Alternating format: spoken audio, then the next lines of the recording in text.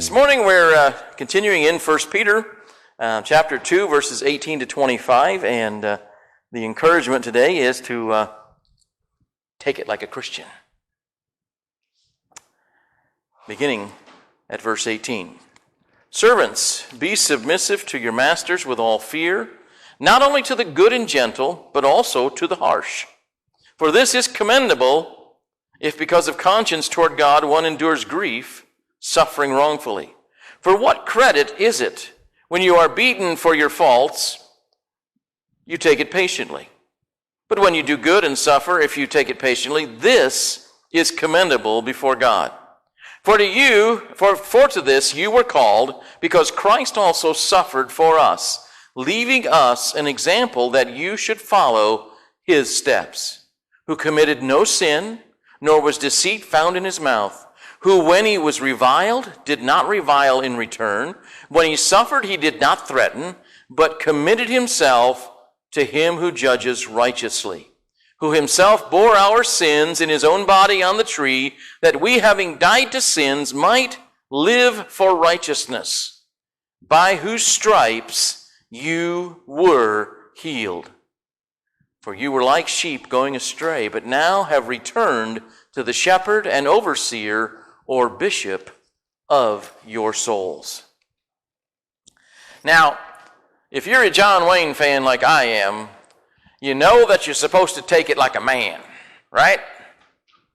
Well, John Wayne could take it like a man, but John Wayne also had his theology, because it was the Christian thing to do, that after you took care of things like a man, you gave him a good Christian, decent burial, right? Christian burial. Read the words over him, but we done, right? And I am a John Wayne fan, and we know that John Wayne just didn't take anything off of anybody. I have John Wayne toilet paper, folks. I love what the wrapping says. It says, this is rough and tough, and don't take crap off nobody. Doggone, that's the John Wayne theology. Now, is that a theology that works for us as Christians? Not really. Not really. Because we are supposed to take everything. Take it like a Christian. And in this passage, Peter tells us how to take it like a Christian. It's an answer to the call, which I call it a three-part call, culminating in the third part. But it's a call to submission. It's a call to patience. It's a call to Christ likeness. We have been called to submit. And earlier in this chapter, he talks about being subject to one another and submitting to one another. Well, here we are. Whether it's be subject or submit, it's the same word. Servants, be in submission, be subject to your masters. Now, that's all part of being a Christian. Now, I believe we all understand when we have a boss, who the boss is, right? Now, I don't know what your title for the boss is, because it may be a foreman, it may be a supervisor, it may be an area leader, it may be a crew leader, it may be a chief of this area or that area. I mean, they've 100 different titles for somebody who is the boss. But there's always somebody above us, okay? Even for me. I've got a couple of people above me. All right? Now, right now, I've been living in two worlds where I've had people above me on two sides, because I've been in both camps. As of July 1, I'm only going to have one authority over me.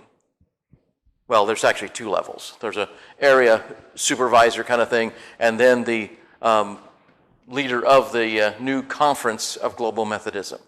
But I answer to them. If they want to call me on the carpet, I gotta answer the call. They're the boss. Well, ultimately, though, the boss is who? The boss is God. And yes, on this earth, we are to submit to those who outrank us. We are supposed to do as they instruct us to do, because they're the boss. Now, when they're a nice boss, I think everybody has had this, right? We've all worked for really nice people, and they were wonderful people to work for, and you had no problem working for them and doing what they ask, and it was a pleasure almost to go to work. And then we've had those who were over us that were not so good. And it was not a pleasure to go to work. It was a chore to go through those doors again. And couldn't wait for the day to end so we could go out those doors and leave it behind until the next day. Well, Peter understands about being a working man. He was a working man before he was called to be an apostle. He was a fisherman. He worked hard. And I'm sure that he didn't start out running his own boat. And I'm sure that as he was growing into the trade, working under those who he worked with, that if they weren't so good, we know that Peter pre-Pentecost probably told the boss in no uncertain terms what he thought of him. Because that's the kind of character he was until God got a hold of his heart. He didn't have a problem speaking out and saying things. And in the end, of course, we know many times he put his foot in his mouth. He understands. But now things have changed. Now he has experienced this call back to God. Remember the call down on the beach? Jesus has the fish cooking on the coals, and the boys come in.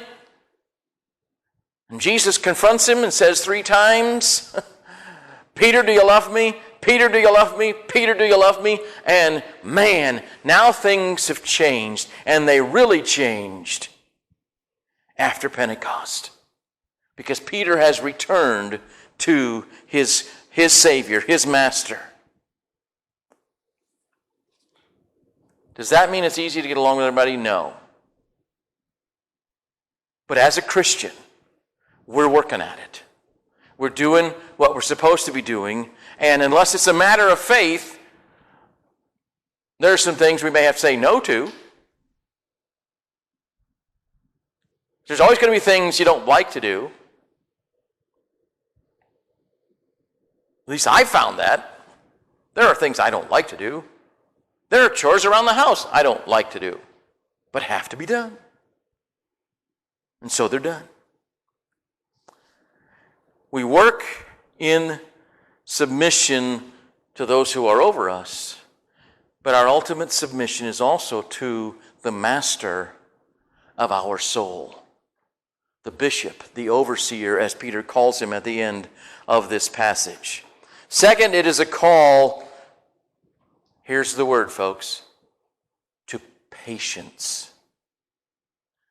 How many believe you have all the patience of Job? Anybody? Anybody here ever pray for patience? Now, my joke on that is only if you're a doctor do you pray for patience. Right?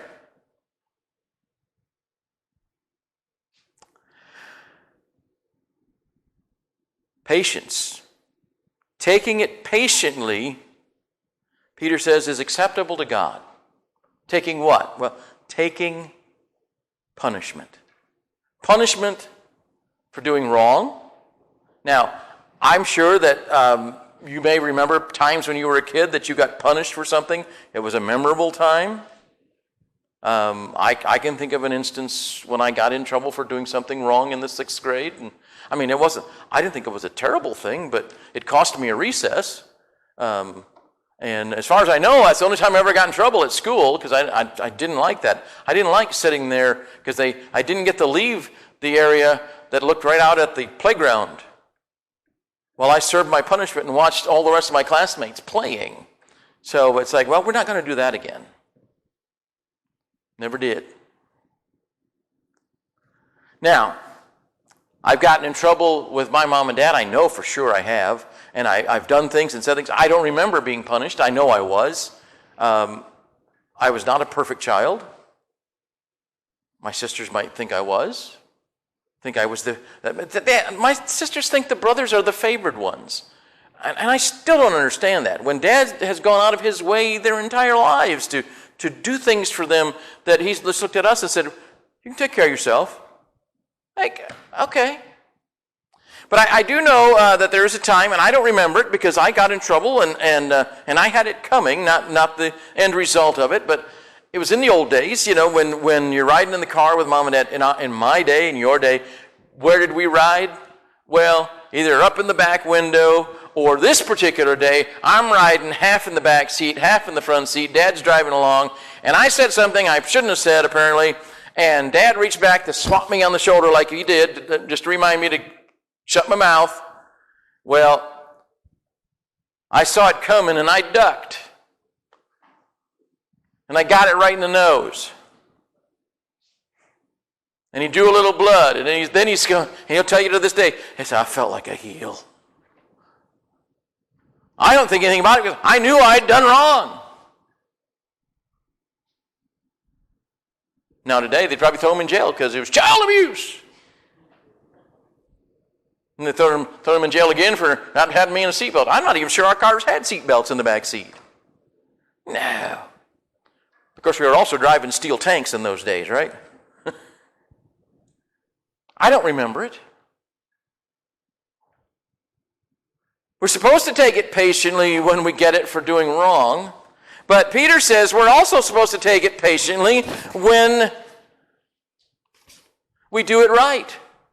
Now, that particular day, I look back at it and think, well, I probably should have done my John Wayne theology that day and just stood there and took it like a man. And then I would have just got a tap on the arm to close my mouth.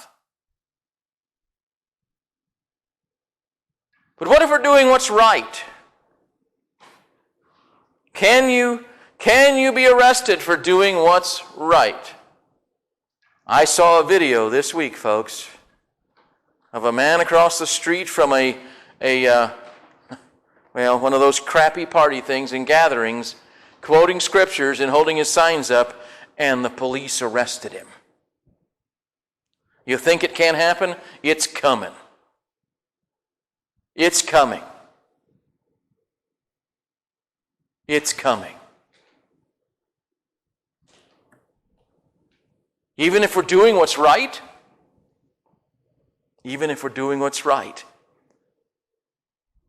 take it patiently. James says, but let patience have her perfect work, that you may be perfect. Now, the word doesn't mean perfect, it means mature. That you may be mature and entire or complete, lacking nothing. Patience is a perfecter of Christian character. And we do need to take it, whatever it is, with patience, knowing that the goal at the end is the perfecting of our faith. The third part of the call, and really the base and kind of encompasses all of it, is the call to Christ-likeness. To be like Christ. Christ suffered for us, leaving us an example. Now, it's always nice to have an example of what you're going to be doing if you're working on a job or doing a little thing here. And like when I was learning from my father-in-law how to install flooring in my kitchen, and learn a few things from him because he had done that before. I had never done it before. Lived in a parsonage. When you live in a parsonage, you know what you do when something's bad? You call the trustees. They come and fix it. Breaks down, they come and fix it. When you get your own house, you know who you call? The head trustee. And fortunately, I've had my father-in-law around to teach me some things and show me some things. And Jesus has shown us some things. And Peter says, he's shown us, now we need to follow in his steps. And that is a tall order. That's a tall order when you stop and think of the steps that Jesus took. On our own. On our own, we will be like the Apostle Peter, who tried to follow in the footsteps of Jesus on his own. And where did it land him? As Jesus is being crucified, he's then thinking, well, it's time to go fishing. I'm going to go back. He blew it. And as we will blow it, because we need help, like Peter needed help, He needed help, him and the others. Remember, they're there in the garden when Jesus is praying the night before they're going to crucify him. And Jesus comes to them 3 times, and what are they doing? They have fallen asleep while they're praying. Jesus is praying and they're sleeping. And Jesus says to them, what? Well, yeah. The spirit's willing, but the flesh is weak. We need help. And God gives us that help. It comes in the person of Jesus Christ, who set us the example. It comes in his providing for us. The sinless one, the innocent one, who didn't threaten even when they were mocking him and punishing him and crucifying him. He did not threaten to get even. He committed it to God.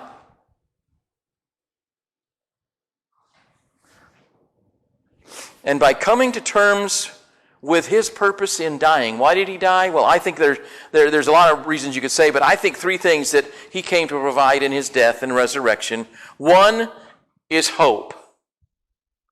That we would have hope in living, and we would have hope in dying. He came to provide help. And in his resurrection, and then after his ascension, what did he do? He sent us the Helper. He sent us the Holy Spirit. And he came to provide healing. And Peter repeats it again, by his stripes we are healed. His stripes, not my stripes, his stripes.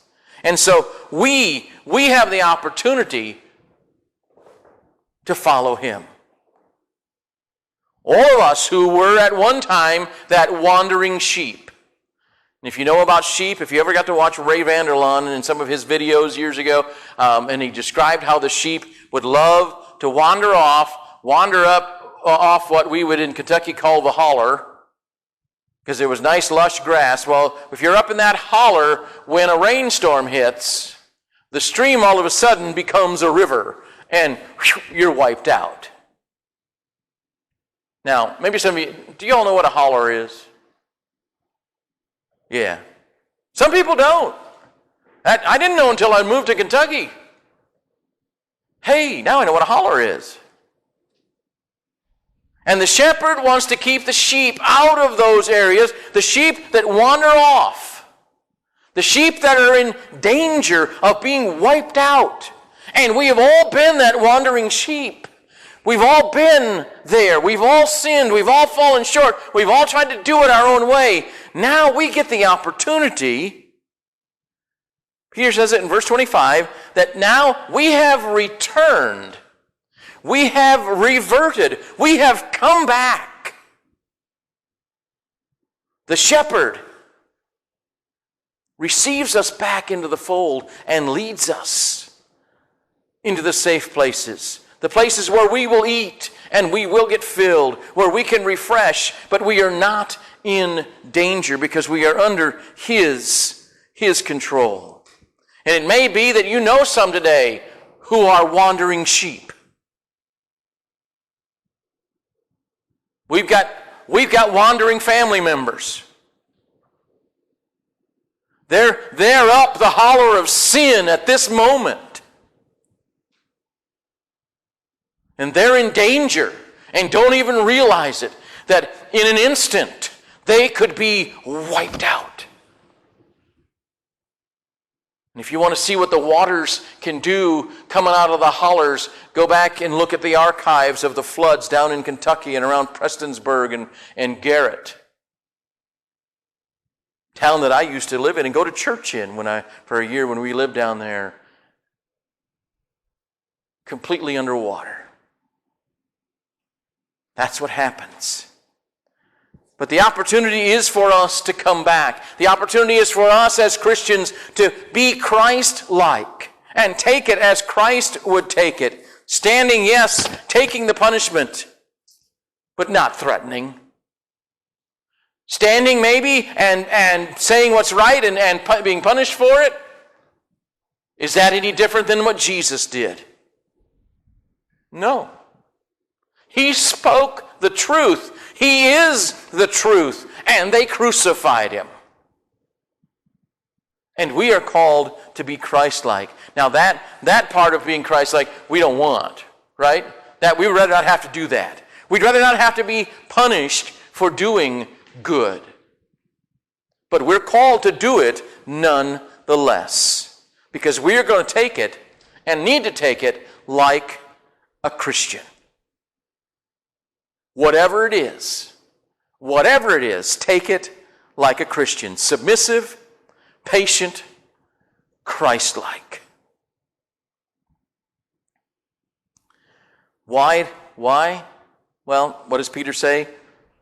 What does James tell us? It's for the perfecting of us, the perfecting of our faith, the perfecting of our soul, completing us.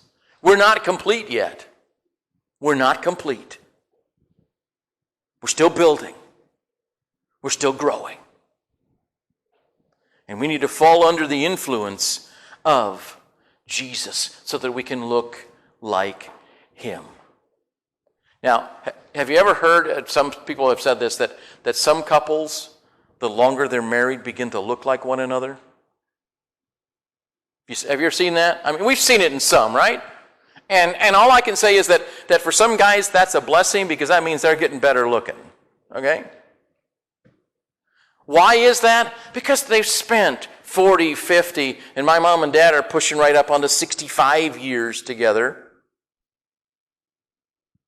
That's part of it. It's all that time together.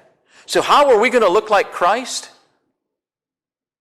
By spending time with him. By investing ourselves in that relationship with him so that we are working together and we are growing together and we are growing in him. And he's growing in us. And the more we do that and the more time we spend in that relationship, the more we're going to look like Jesus.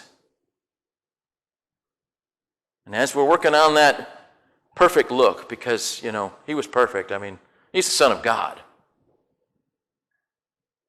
Whatever it is, take it like a Christian.